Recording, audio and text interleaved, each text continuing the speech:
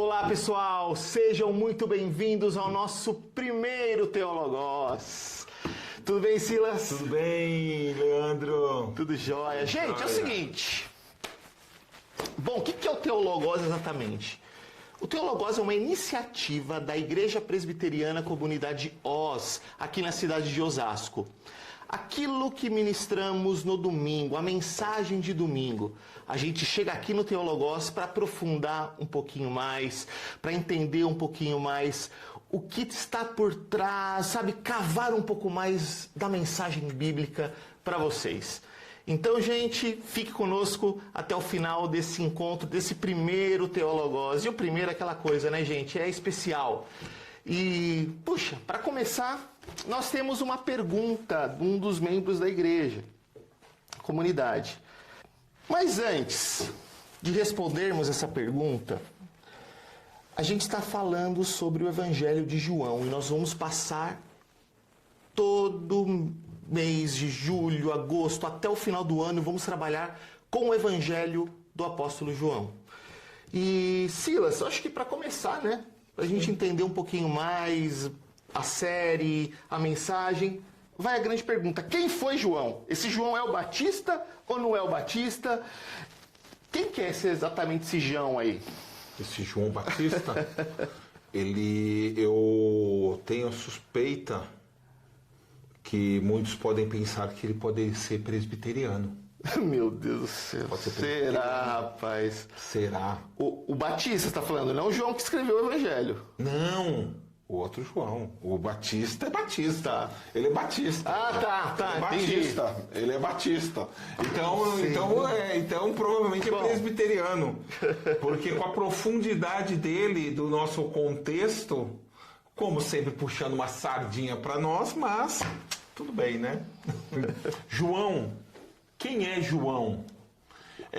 Vamos entender o princípio de que você conhece a Bíblia toda, parte, trechos, ouviu falar. A gente vai dar uma captura no Evangelho, estamos começando falando, mas vamos dar uma captura geral nos Evangelhos, a mensagem que você já ouviu falar, porque Jesus teve um discípulo que chamava João, que foi um discípulo amado, conhecido como discípulo amado, que foi um dos pastores da igreja de Éfeso, foi um dos formadores, junto com Paulo, da igreja de Éfeso. A gente vai ver cartas de João para a igreja, vai ver Paulo escrevendo para a igreja de Éfeso. A gente trata normalmente, o próprio Apocalipse, a gente trata da Ásia Menor, que é uma região um pouco mais ampla do que só Éfeso. E João era este João, aquele que estava preso.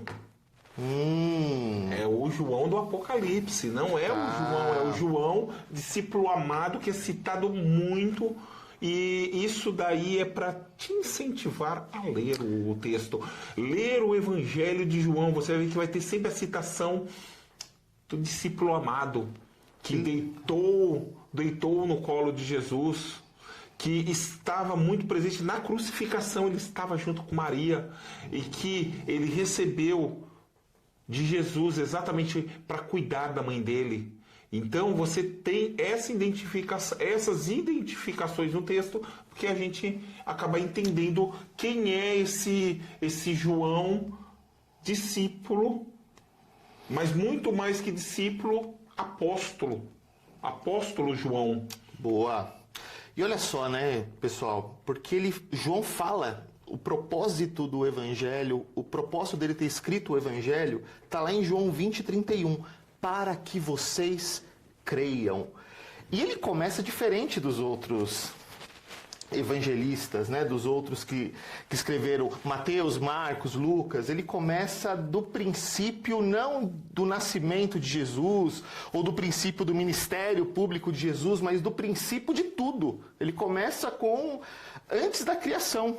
Isso é uma declaração muito forte, teologicamente enorme. Ele começa no princípio, isso me faz lembrar muito Gênesis. Gênesis 1. Exatamente. Gênesis 1. João, ele quer definir exatamente uma nova Gênese. É a nova Gênese em Jesus Cristo. Diferente dos outros evangelhos, que começam com genealogia, que começam com Jesus fazendo, já Jesus atuando. O evangelho de João, ele não tem, ele tem ações, batismo de Jesus, tem o primeiro milagre. Não, ele já começa já definindo a divindade de Jesus. Então ele trata de uma forma mais, o começo ele é até poético, né? Gênesis 1 ele é poético. No princípio era o Verbo e o Verbo era Deus. E o Verbo estava com Deus. Olha só. E aqui, Silas, aí a gente entra na pergunta, né, do membro da igreja, que ele falou sobre o Logos e tudo. E eu lembrei, cara, você já teve um Logos, não? Você lembra do carro da Volkswagen? Olha, eu vou dizer o seguinte, eu não tive um Logos, mas eu cantei muito Logos. Ah, tá. Eu cantei muito Logos. Rapaz, eu tinha um amigo que tinha um Logos, a gente andou na autonomista. O tempo ainda, pessoal, aqui era tudo preto, sabe? Barba, tudo preto. Mas eu lembro desse Logos, era da Volkswagen, né? Eu lembro de um Corolla também, um modelo Corolla Logos. Bom, se você já andou de Logos aí, ou já teve um Corolla Logos, manda aí, quero ver, se tem coragem de falar que você já teve um Logos. Mas vamos lá. Por que João usou a palavra Logos? Sabe por quê, gente? Essa pergunta ela é tão importante. Porque o Novo Testamento foi escrito em grego. E tinha uma palavra que era usada para a palavra, que era rema, que era a palavra falada. Mas João não usou rema, ele usou a palavra Logos. Silas do céu. Por que ele usou Logos para se referir a Jesus? É bom, interessante falar sobre rema, que rema é ação, é uma palavra de ação. E muitas vezes a gente vai identificar Logos, não é ação, é muito mais que ação. João, ele estava entre dois mundos. O mundo grego, vamos falar, ele está na Ásia Menor, um lugar onde aglomerava tanto os gregos, quanto romanos, quanto cristãos, judeus. Então a igreja, ela não nasceu num cercadinho, num lugarzinho fechadinho. A igreja, ela se espalhou. A Bíblia mostra isso. Então, assim, é muito presente essa mensagem de que dois mundos, o grego, que vê o Logos como uma razão, origem, como essa condição que você não consegue tatear, e para o judeu é a criação, é a própria criação, é a palavra que define desde a criação. Então você tem essa condição que ele vai além, ele dá a condição da palavra de Deus. É a palavra que Deus usou para criar o mundo. Aí vem um outro caso. Isso é um escândalo. Você já viu um escândalo? Para nós hoje é muito falar do evangelho. É a Bíblia, mas a Bíblia ela trata de escândalos. E falar para um grego o Logos, a gente está tratando desse escândalo, porque para ele é um absurdo falar que o Logos é uma palavra, ele se formou, ele se tornou, ele é um homem. Ele é a inversão dos valores, porque para eles o espiritual e o material não se dividem, porque o espiritual é bom, o material ele é ruim, o corpo ele é ruim. Vamos falar na linguagem cristã, o corpo ele é possuidor do pecado, o espírito não é. Essa é a linguagem para nossos dias, que tudo que é espiritual é bom, tudo que é carnal não é bom. Mas espera aí, Silas. Nossa, é muito interessante o que você comentou. Porque para o grego, logos, ele tinha um sentido também daquilo que sustentava ou que impedia que o mundo se tornasse num caos, num vazio. Então havia uma razão que sustentava, era quase algo, uma equação, era algo que ele era invisível para os gregos, só que eles sabiam, havia algo que estava sustentando todas as coisas aqui. E João vai dizer que isso daí, que quem sustentava todas as coisas, ou quem sustenta todas as coisas, é a palavra de Deus, é esse Logos que é o próprio Cristo que se fez carne. Só que aí tem um problema. Que há um escândalo aí mesmo, como você falou. Um escândalo grande. Como é que um homem que se faz carne sustenta todas as coisas? Como é que um homem que tem nome, que fala, que chora, que ri, que dorme, é o sustentador de todas as coisas? Então, para eles, isso era um absurdo muito grande. E João também, quando ele vai fazer o evangelho, ele vai para combater isso, né? Sim. Que acabou se levantando até uma, não sei se é uma doutrina, uma teologia ao redor disso. Sim, uma filosofia. Mas é uma teologia também, né? Que traz, porque estava começando a surgir uma doutrina, na verdade são duas doutrinas. Uma que a gente chama de docetismo, e uma outra que eu não lembro o nome agora. Vou ser bem sincero, não lembro o nome. Não lembro o nome porque ela não é muito comum, mas eu vou falar o que é. Que alguém vai se identificar com algumas no mundo, com algumas coisas, e se você se identificar, escreve aí. O docetismo, o que é o docetismo? Jesus, ele era um espírito divino. Então, ele era intocável. As pessoas viam ele, mas ele era intocado. Ele não podia ser tocado. Intocado, existe essa palavra? Diga aí, existe essa palavra? Não, ele não era tocado. Ele não podia ser tocado. Ele era quase um fantasma. Eu acho que quase um fantasma, né? Porque ele não podia ser tocado. Por quê? Por causa que ele era esse espírito. Tanto que João, no texto, ele mostra um Jesus tocado, um Jesus que chora, um Jesus que vive uma vida material, uma vida...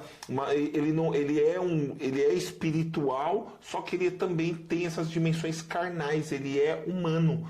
Ele é totalmente humano e totalmente divino. E sempre João, essa expressão que se surgiu posterior, mas ela é muito presente, que esse Jesus não era só divino, ele era também totalmente humano, e ele era também não, ele era também.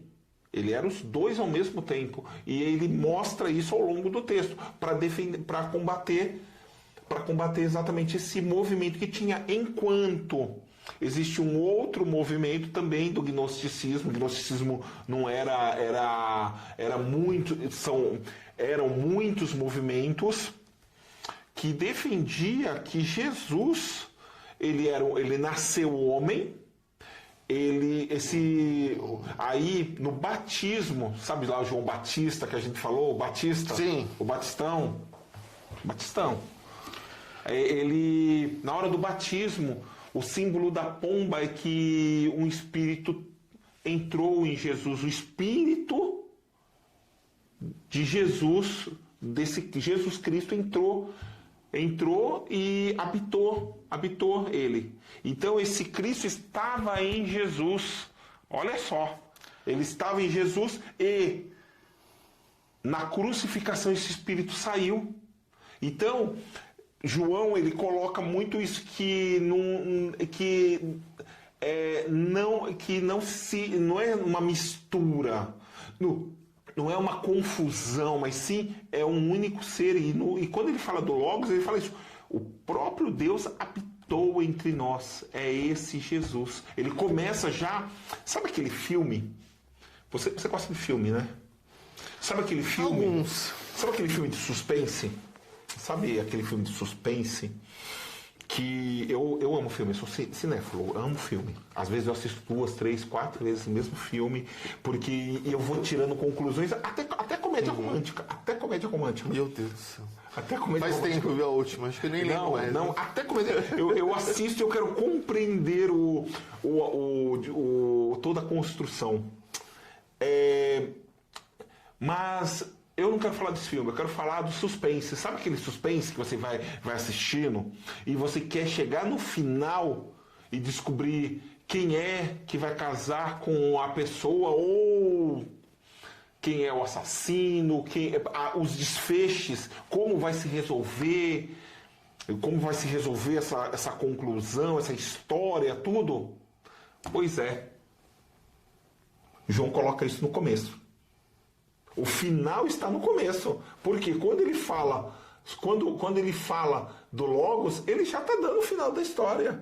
Tanto que ele coloca no final o propósito. Nos outros evangelhos o propósito está no começo. Esse ele coloca no final. Por quê? Porque o que é mais importante para ele é falar da divindade de Jesus e da presença desse Jesus totalmente homem. E o mais interessante desses movimentos que eu vejo, eu não sei se alguém perguntou sobre isso, você falou essas palavras difíceis aí, grego, rema, docetismo, tantas expressões, tudo que para o nosso mundo comum, nosso mundo em Osasco, em Os, carinhosamente chamada, a nossa cidade amada, de Os para o mundo. E na rua, e no dia a dia, o que é? Existe ainda esse movimento? Bom, o docetismo ele se tornou como por que a gente trata como uma filosofia, não hoje uma religião? Porque foi absorvido por muitas religiões, por muitos grupos, por grupos não religiosos. Então a gente vai ter muita presença desses movimentos em outras esferas, nas ruas, na cidade, na conversa do dia a dia e até propriamente da compreensão da Bíblia. Então, que a gente tem.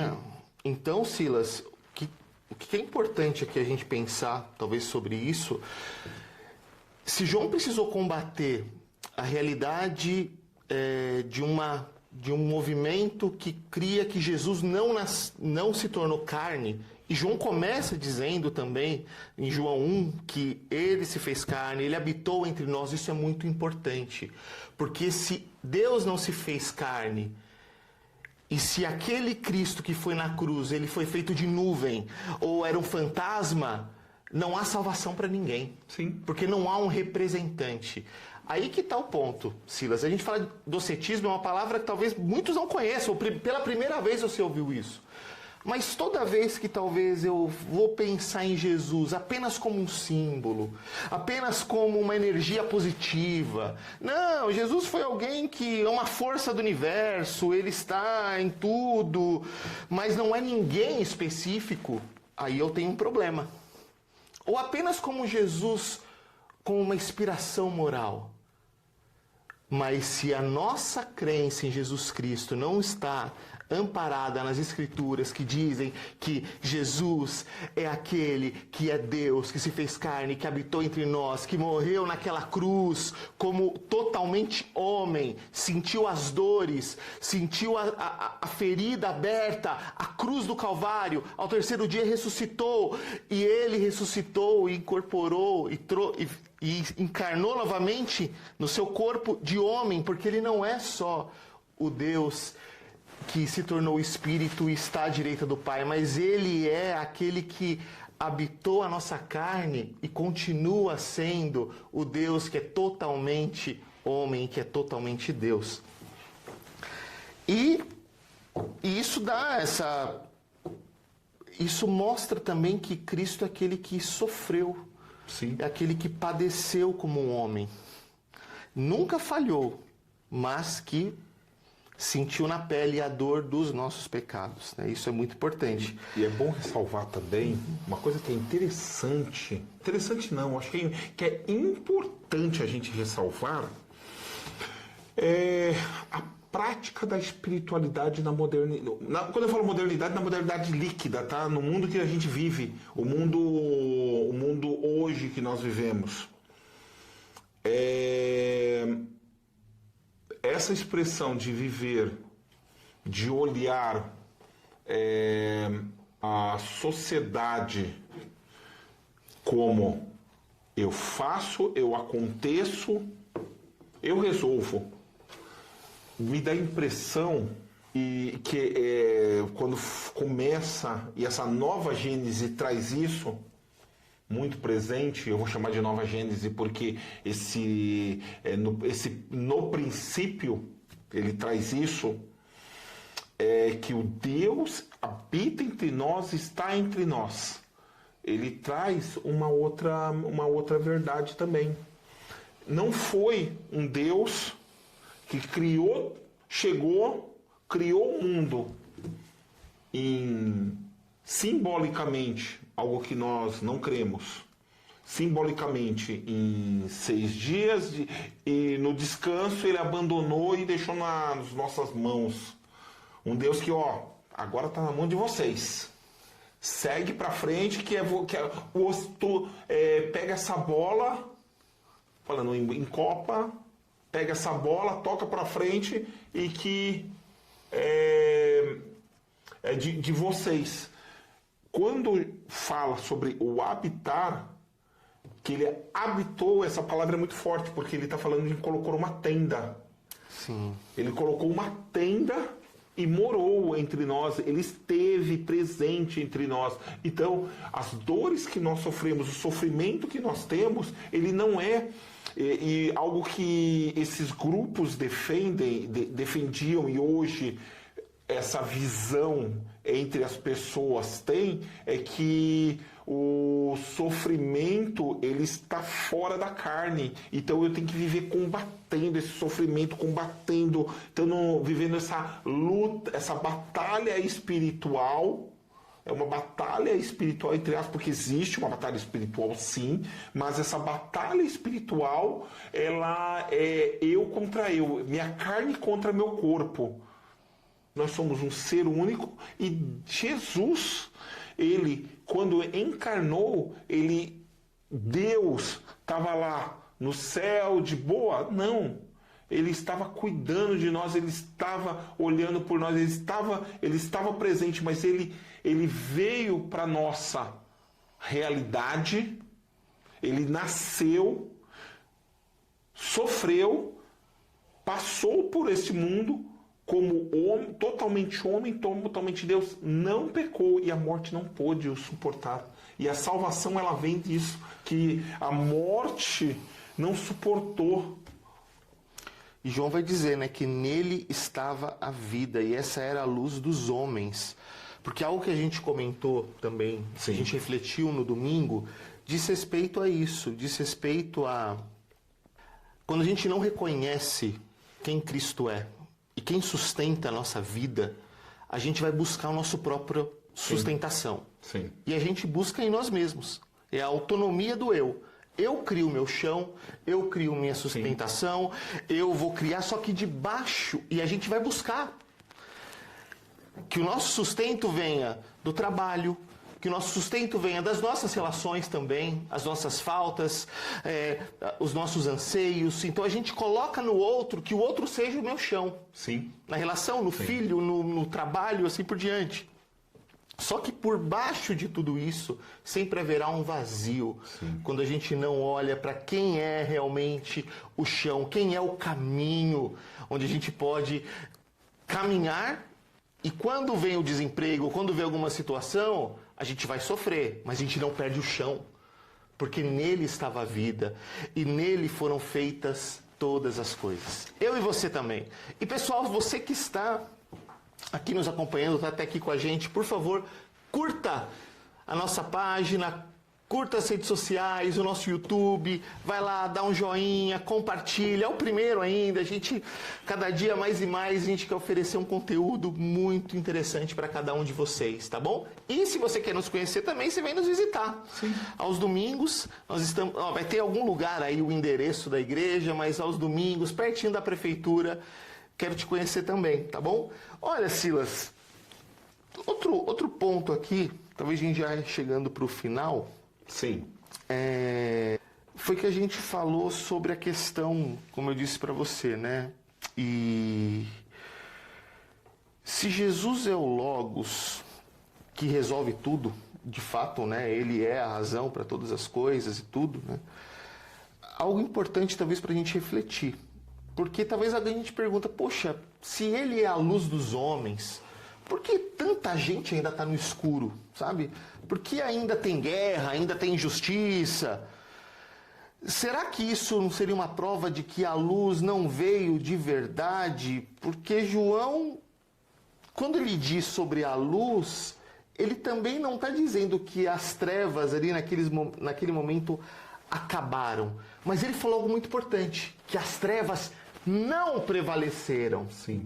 Ela não prevalecerá. Então há uma grande diferença, gente, sobre essas duas afirmações. Sim. Que se a luz veio, as trevas resistiram. A palavra diz, né? A luz brilhou nas trevas e as trevas não a derrotaram. E aqui há uma palavra muito interessante sobre derrotaram. Não tem um sentido passivo. A luz veio nas trevas. Não, mas as trevas lutaram. Elas foram raivosas para cima dessa luz. Veio para cima de Cristo e tentaram até o fim derrotar. A cruz talvez foi esse grito por alguns instantes de que talvez as trevas derrotaram. Mas saibam de uma coisa. Deus tem a última palavra sobre tudo. E você pode crer de todo o coração que as trevas não prevalecerão e não prevaleceram. Silas, a gente está chegando ao final do nosso primeiro. E eu lembro de uma palavra. Já assistiu o Telecurso 2000? Assim, Opa, várias vezes. Ô, gente, ó. Acordava às 5 horas da manhã. Se você é menos. Entrega a idade, né? Se você é menos 40 aí, talvez você não vai entender o que eu tô falando, tá? Acordava às 5 horas da manhã pra assistir. Mas eu lembro sempre de uma frase que se falava nesse programa que era: agora é hora da revisão. Então agora é a hora que a gente, se você não entender algumas coisas também, aqui a gente talvez vai deixar um pouquinho mais claro. Sim. Mas 3 pontos importantes, Silas, daquilo que a gente compartilhou é que o Logos de Deus, ou Logos que a gente está buscando, que é aquilo que nos sustenta, tem um rosto, habitou entre nós, e esse rosto tem nome, é Jesus. E que ele não ficou distante, ele entrou, ele veio na história, ele rompeu, entrou no momento da história, se fez carne, desceu até a nossa escuridão para nos buscar, para nos trazer luz, para dizer haja luz sobre o nosso abismo, sobre a nossa escuridão. E que as trevas, ou o meu coração também, tenta muitas vezes querer buscar o nosso próprio jeito de viver, longe dessa luz. Mas saiba de uma coisa, longe de Jesus, só há escuridão.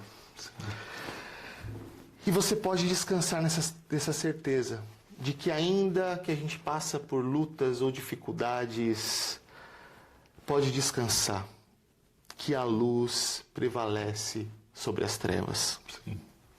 Cristo não é somente uma ideia sobre o universo. Não, Ele é o Logos, que criou tudo, que virou gente de verdade, que morreu de verdade, gente, e que ressuscitou. E quando João Batista coloca isso, né? João Batista coloca isso daí de forma muito clara, quando ele fala que é para nós termos fé, é porque nós, diante do nosso cotidiano tão pesado, tão duro, com tantas adversidades, a esperança, há muita esperança, porque a esperança, ela tem cara, ela sofreu, ela passou por tudo, pelo nosso mundo, mas sem pecado. Amém. Meus queridos, antes da cidade perder o chão, que o nosso tempo tão maluco, a correria é o tempo todo, as pessoas já não sabem mais por que estão correndo tanto. Sim. Antes da cidade perder o chão, Cristo já era. Ele já era. Ele não foi criado, Ele foi gerado do próprio Deus. Por isso que ele diz, a verdade que no princípio era o Logos, e o Logos estava com Deus. Era distinto, é o Deus Pai, o Deus Filho, mas ele era Deus, mesma glória, mesmo poder. Então toda ação de Jesus, todo gesto de Jesus é um gesto do próprio Deus. Sim. Pessoal, estamos chegando ao fim do nosso Teologos, do nosso primeiro. Obrigado, Silas. Tamo junto. Estamos junto aqui no nosso primeiro Teologos. Sim. Vamos continuar daqui até a eternidade, se Deus assim permitir. E espero que você tenha gostado. Esteja conosco. Não Sim. esqueça de compartilhar, de curtir, Sim. comentar. Ficou alguma dúvida ou eu não entendi nada? Manda lá, gente, nos Manda comentários. lá que a gente responde. A gente, nos próximos, a gente traz aqui, a gente responde, ou a gente tenta responder, né? Sim, e você, Sim, a gente vai ter. E você ajuda a gente a melhorar Sim, também o com programa. certeza. Dê sua opinião, dê sua opinião. Dê ideias. A gente aceita ideias. É isso aí, gente. Muito obrigado e até o próximo Teologos. Valeu, pessoal! Obrigado.